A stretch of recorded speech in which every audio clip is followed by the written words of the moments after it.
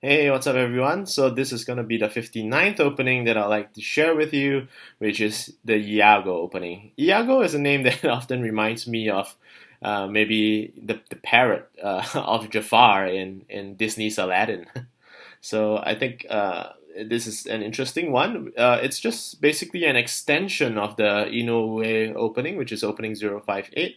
I think this is a general easy to play opening, earlier variation and it's very centralized based against your opponent who is playing white.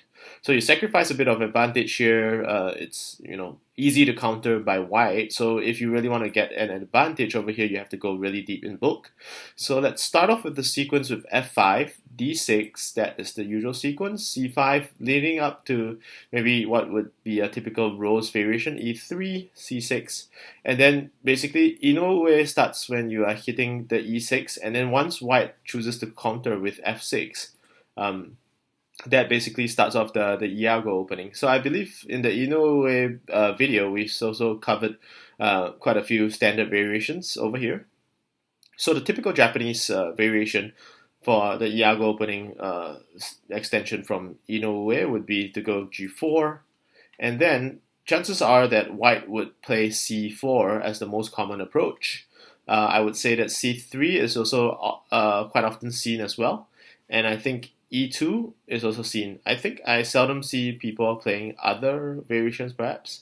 So yeah, if you want to play something a bit more rare to counter this variation, let's say if you were playing white against the Iago against somebody playing black, then you might want to consider b5, maybe g3, f3 perhaps. So the typical sequence would be c4 followed by black just grouping to one side, g5, and then over here you could consider c3. That's the most common approach. I never really considered playing f3, I guess, but yeah, it seems like the software does propose that or just suggest that that is also playable. Perhaps that approach might be possible as well. Maybe I'll give it a shot next time when I try this. Counter against Iago. But basically, this is the typical sequence. So black just jumps in, feeds, and jump in to the center. Jumps in for the variation. I think usually white plays f7, and black can then go to e8.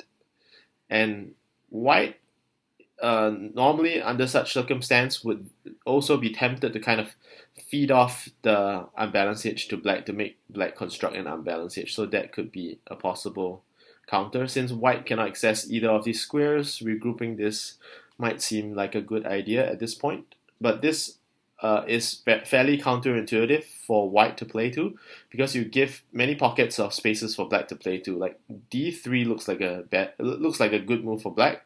G6 is also looking comfortable for black, and then you realize that even black's G3 and E2 are actually still comfortable as well. So I think it's definitely an opening that gives black quite a lot of comfortable options based on the natural sequence. Another option to variate here is for black to jump into D7, and you typically have this response to C7, black jump into the center at e7. So this is a typical variation that leads up. So in this variation, it would then be very centralized based opening. So you would just give up the edges to white, and then you would basically just make quiet moves.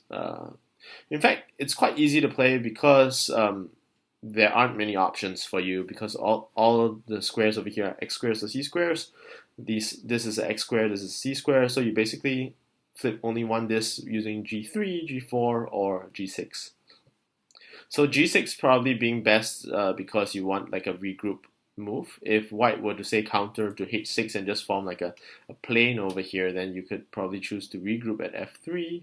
Over here it's suggesting that maybe G4 could be better. So those are a few options.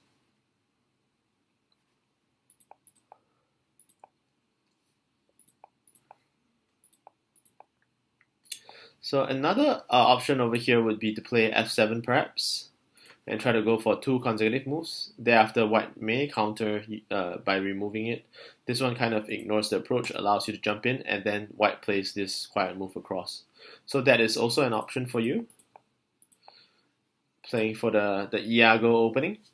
So I think another variation that I occasionally see people play is to play g6 to feed off g5 and then jump in.